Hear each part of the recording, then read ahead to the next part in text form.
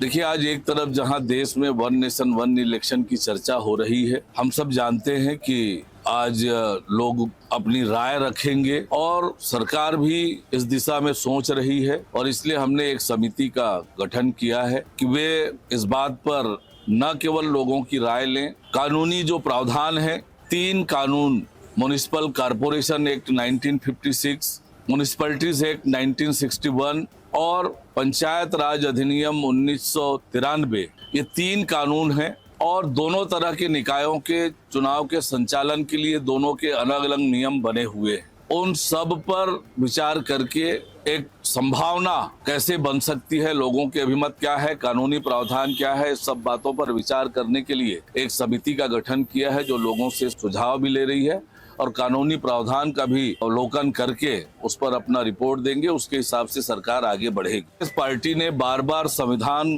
का उल्लंघन किया है, संविधान को तोड़ा मरोड़ा है, आपातकाल लगाकर। ऐसे अनेक अवसर आए हैं जब कांग्रेस पार्टी ने संविधान का उल्लंघन किया है। यह जो वक्फ अधिनियम में संशोधन का विषय आया है, ये आज के समय की आवश्यकता है और जेपीसी को भेजा है सरकार ने, तो निश्चित रूप से उस पर मंथन होगा। कांग्रेस पार्टी हर मामले में राजनीति करने का काम करती है।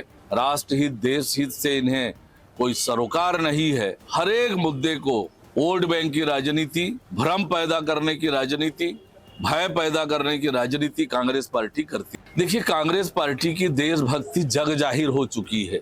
ये एक परिवार के हितों के संरक्षण के लिए काम करने वाली राजनीतिक दल है। देश के हित में, देश के लिए काम करने वाली कोई राजनीतिक दल है तो वो भारतीय जनता पार्टी है। और ये तिरंगा यात्रा पहले भी भारतीय जनता पार्टी निकालते रही है। हर घर तिरंगा अभियान और तिरंगा यात्रा का आयोजन लगातार भारतीय जनता पार्टी करती है और ये नकल करने की कोशिश कर रहे हैं, लेकिन आज देश में कांग्रेस पार्टी की प्रासंगिकता बची नहीं है।